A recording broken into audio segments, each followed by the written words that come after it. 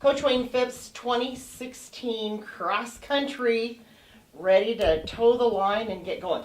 Let's back up a little bit. You had an alumni meet on September 1st at the Colfax Golf Club. Tell me a little bit about that meet, what you saw from your men's and women's teams. I thought it was a great performance. It was neat to get back on the Pac-12 course. It's where we do a lot of our training, and we felt like it would be a good idea if we could do something again, hosting, since we hosted twice last year, and we looked at the schedule and looked like, we don't have a meet there. And so it was important for us to do something there, and it went extremely well.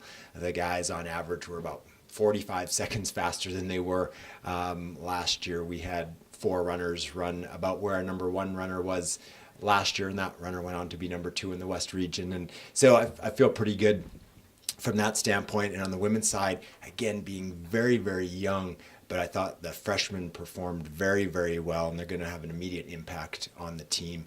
And our returners improved a lot from last year as well. So it went absolutely as well as could be expected. So this weekend you're at the Doctor Invitational, 25th annual Doctor Invitational. For your teams, even though it's still really early in the season, for your teams, do you have expectations for them at this meet?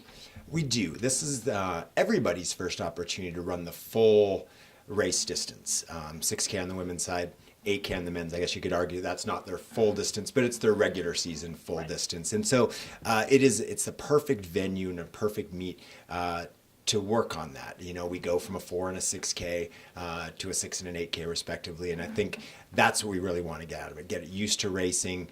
It's a course that I know well. I feel like of the 25 years I've been there, 25, at least 19 of them anyway. And so I know the course well and have lots of data, so that we can kind of control the race as well as we hope to. And it's always hard when we go to that meet running against the Huskies. It's easy to get caught up in the excitement. And it's not to say we're not going to, put out a great effort, but we need to be very intelligent with the way we approach our early races so that we're at our very best in November.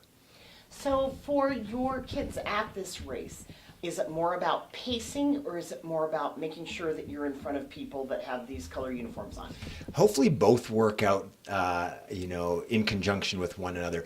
But it's more about learning how to race again. For some, it's like I say, the very first time over the longer distance. For others, it's been a long time since we've run over the longer distance. So it's a matter of implementing and executing our race plan through the first part, and then I'll let them get all excited towards the end, and hopefully we can get in front of people with purple jerseys. Let them race. That's right, yeah. So your men's team last year went to the NCAA as an at-large team. Competed well, probably not up to their expectations, but competed well on the national standing. Getting some looks now because they were so young, and they've got that year under their belt. Are they worried or concerned, or do they give a flying leap about the national rankings?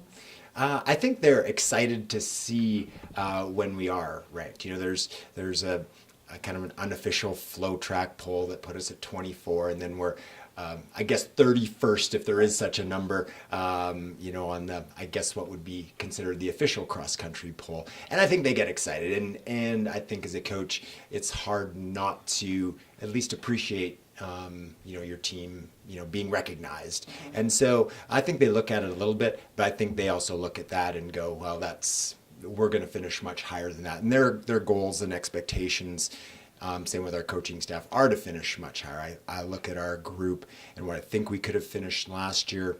No ifs or buts or excuses, but I think we were capable of finishing a little bit higher than what we did. And this is a group that has improved so much. We relied so heavily on a freshman class last year, and as sophomores, it's unbelievable the difference that a year has made. So, we're going to set our goals high. We feel like we can be a top 10 team, and we're going to race throughout the year and prepare to try to accomplish that.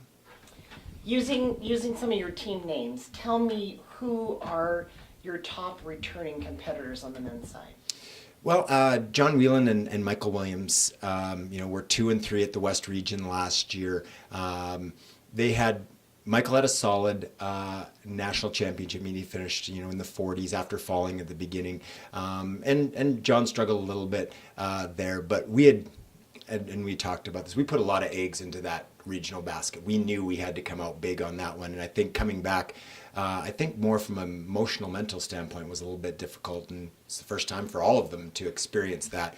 And I think having that experience under their belts, and the preparation that and the work they've put in over the summer, they're running really, really well. And the great thing is that now we've got a group of 7 or 8 that are right with them, which we didn't really have last year. We had a gap to our 3, and then definitely back to our 4 and 5, and we're grouping up much better than we were last year. Sam Lavora is back for his junior year. Then you've got Nathan and Chandler and the other Nathan and any freshmen that you think can break into scoring this year? Yeah, we actually we'll kind of ease them into it a little bit. But Justin Janke has some amazing accomplishments in high school, and we'll progress him very, very slowly. But he's a young man that definitely has the talent and ability to be in our top 5. And another gentleman who kind of, I don't want to say acts like a freshman a little bit in terms of his experience with cross country, but is Paul Ryan.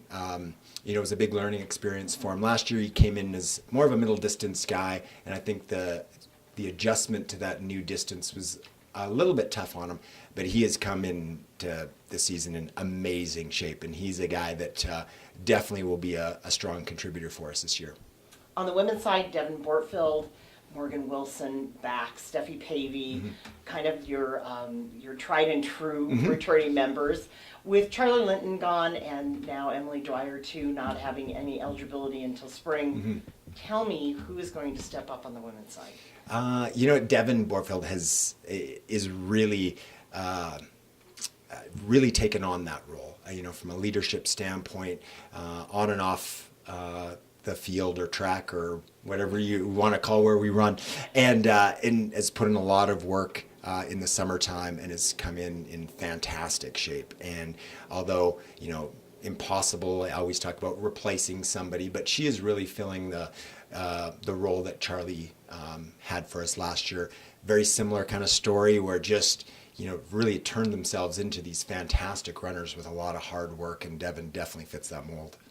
Any newcomers that you think are going to break through by the end of the season and be right up there? Yeah, our freshman class has been pretty exciting. It's a pretty big one, and 2 that have really, really stood out for us in practice have been Morgan Lash, and who's fairly inexperienced, with cross country, but it's been incredible to watch her run. And Desi, comes from a fantastic high school cross country program and has looked amazing in practice. And I really think we'll look for those 2 to be strong contributors throughout the entire year. All right. Well, we wish you the best of luck in Seattle this weekend, Coach. Thank you very much, and go Cougs.